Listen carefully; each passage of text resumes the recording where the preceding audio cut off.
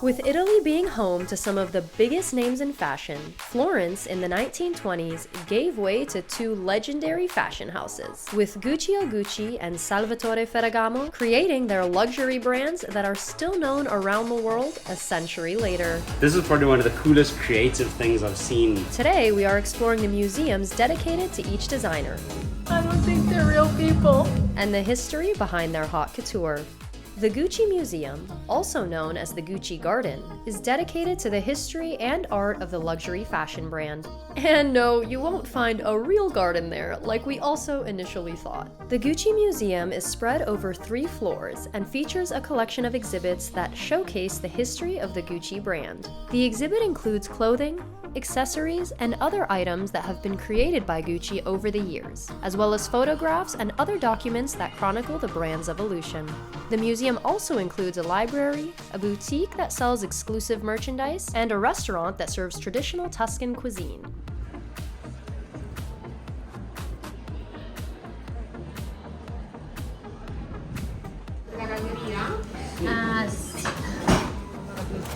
That's cool.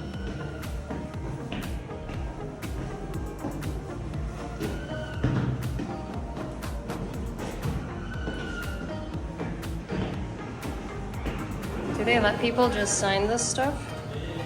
I don't know. Hey, look. You're joking. Does it really? Oh.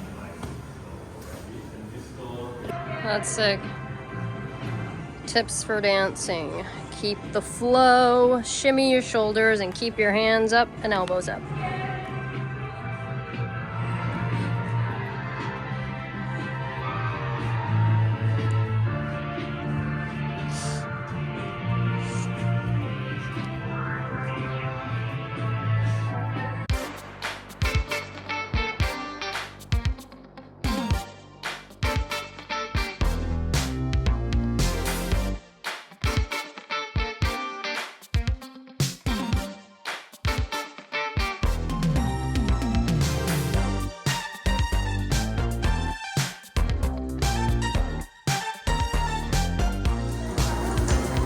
That's a lot of screen. That's a real lot of screen. Very good.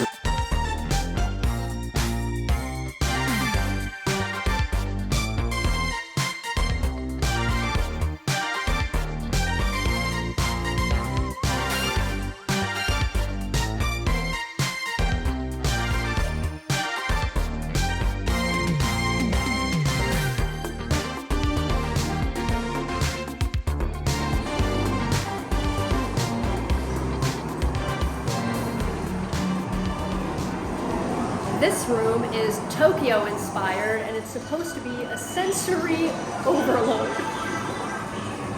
Which it is.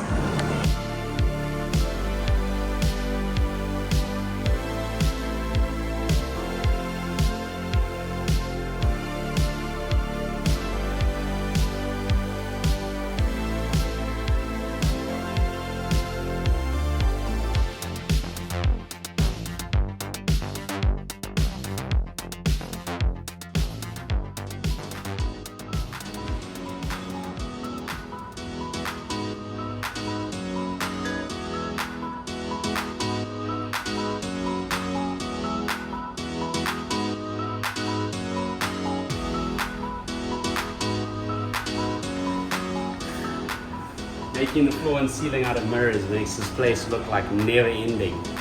This is probably one of the coolest creative things I've seen in a very long time. That's sick. Cool. Yeah, I love it. That's so dope.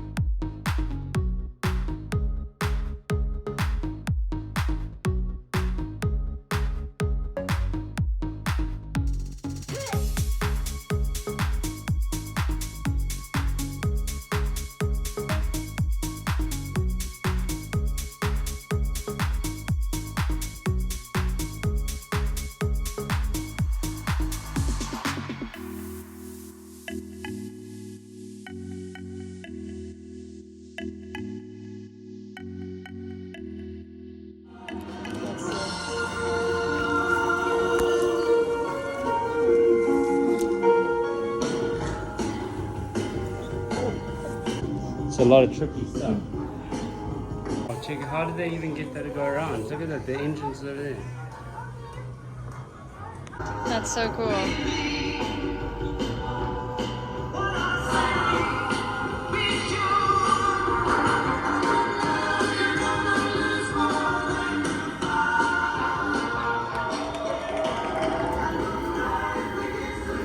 This is the best smelling museum I've ever been inside. It's like you're walking through a perfume factory. Everything's trippy and it smells good. It smells so good in here. I need that. This looks like a place for a photo shoot. Which one's the robot?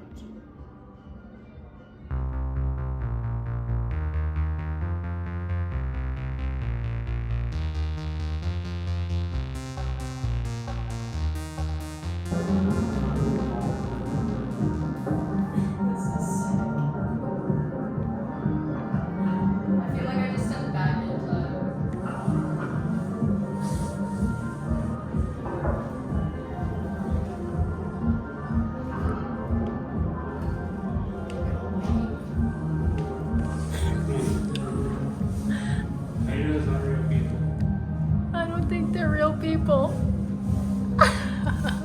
What? That's trippy. This is so dope. It's like, is it actually a bathroom? This is not a bathroom. Why? I understand this is from 2020, you know that, eh? Is it? Why does everything smell so good in here? I legitimately thought there were people in there. This is by far the most atmospheric museum I've ever been in. They're nailing most of the five senses: sight, smell, sound. It's very cool. They like captured a vibe in this room of like an 80s house party, and it smells insanely good in here. I think it's somebody's perfume, but maybe one of the Gucci perfumes being pushed throughout the building. It was a cool vibe. Never really thought about fancy brands like this, but it's actually, I like the creativity behind it. For €8, honestly, it's a pretty cool experience. Matteo and I aren't really into like designer or fashion. Everything we own is from like H&M and Zara, so we're not like the designer brand kind of people. Not out of choice, because we're poor. But Gucci was founded here in Florence in 1921, so they celebrated their 100-year anniversary last year in 2021. And we really enjoy kind of like the immersive exhibit experience. So each of the different rooms had its own vibe, had its own style, and it was really cool. Like even if you're not into fashion, like we're really not clued up on fashion that much. It was just a pretty cool experience and a cool way to spend an afternoon. They also have a Gucci restaurant. It's called Gucci Osteria. They also have a Gucci bar that's right next to it. And there's a Gucci shop actually on the first floor with a bunch of like really cute vintage stuff. It almost feels like you went back in a time capsule. Even the fitting rooms were, you know, vintage looking. You know, you don't know too much about a thing when I think it's not vintage stuff. I think that is the style today. That's true. Maybe it just came back. I don't think it's vintage. The fashion doesn't recycle looks itself. vintage. It looks like the stuff our parents wore like back in the 60s and 70s. And they cost 10 times. Yeah, it just costs like 15 times more. The Ferragamo Museum is dedicated to the life and work of Italian shoe designer Salvatore Ferragamo. The museum was opened in 1995, and it is housed in the historic Palazzo Spiniferroni, which was purchased by Ferragamo in 1938 to serve as the company's headquarters. And it is massive. The museum's collection includes thousands of pairs of shoes designed by Ferragamo throughout his career, as well as sketches, photographs, and other artifacts related to his work. The collection also includes shoes created by Ferragamo for celebrities such as Marilyn Monroe, Princess Diana, and Audrey Hepburn. The museum's mission is to preserve and promote the legacy of Salvatore Ferragamo, who is considered to be one of the most important figures in the history of Italian fashion. When you visit the Ferragamo Museum, you can explore the designer's creative process, his innovative techniques and materials, and his enduring influence on the world of fashion. This museum's like a mid-20th century time capsule. There's a whole bunch of things from the 50s and 60s at a time when legislation was put into place that women were allowed to be part of the workforce here in Italy. So what you see around you is all the jobs that women were allowed to take part in, such as air hostess and graphic designer, typist, doctor, and all the other professions that they previously weren't allowed in. I want my closet to look like this. This shoe wall is my dream. Shoes look used, like the heels and stuff, and like the inside looks like they've been worn, but I wonder if it's from the family's like personal collection. Because you can definitely tell that the straps, you can definitely tell they've been worn by somebody. The logo's faded on some of these too. I wonder who they belong to.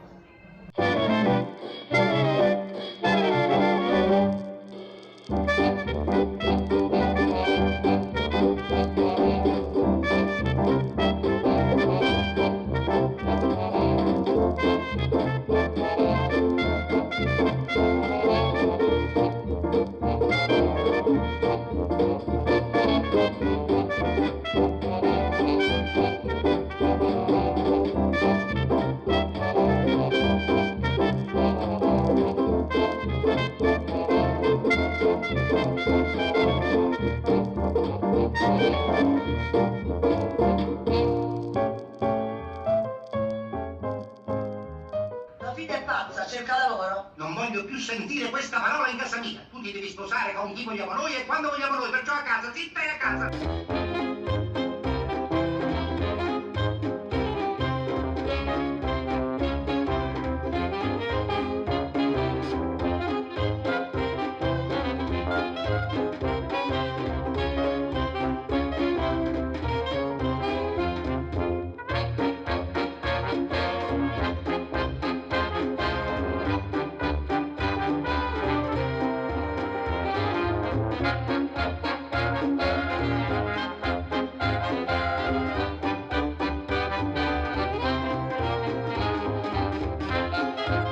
This is literally an old switchboard operator. This is one of the coolest things I've seen. Tutto per voi, non ne resta sui piatti né sulle mani. La salvia di sulla piazza alla sagna scascia tutti gli odori della cucina. Qualsiasi parola può rispecchiare un stato d'animo. When you remember that the museum's in an old palazzo and then you have ancient stuff like this.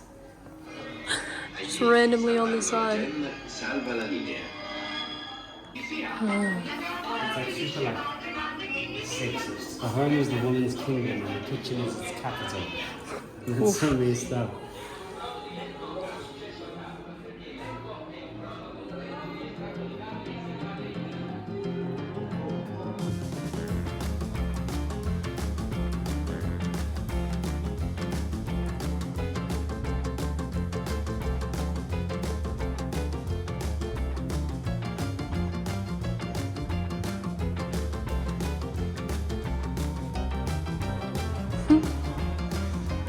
Are those match? What is that?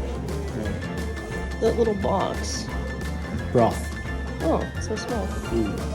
That's what the Peroni bottles used to look like. Isn't that cool? This is literally like a time capsule.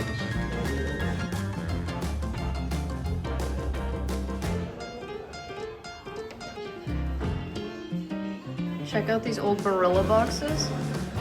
That's so sick.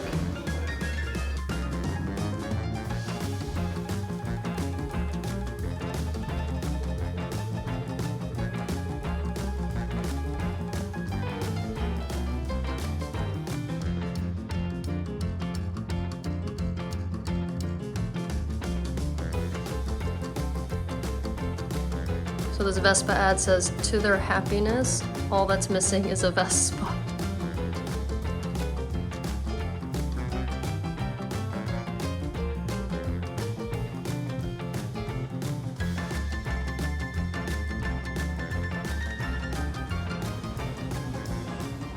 Woman empowerment, man.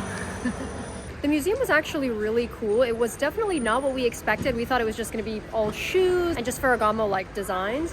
But it was actually, the main message of it was like women empowerment, how women becoming a part of the workforce, you know, not necessarily being the stay-at-home mom, how they pushed forward, and how Wanda Ferragamo, the wife of Salvatore, and her kids and her grandkids really pushed the movement forward. And Ferragamo in general is just about like women feeling beautiful and elegant and confident in what they're wearing, and this kind of trend through the women entering the workforce and feeling good and feeling put together and kind of ready to take on the world. So yeah, it was honestly very moving and really cool, and it was just not what we expected at all. So yeah, €8 per person, not bad. Definitely an experience if you want to check it out. It's really nice seeing the family story and seeing the progression of the brand and how much like heart went into them. I mean, unless you watch the Gucci movie on Netflix, because God, that made me sad. But that's not exactly the happiest story. But nonetheless, this was a super interesting day.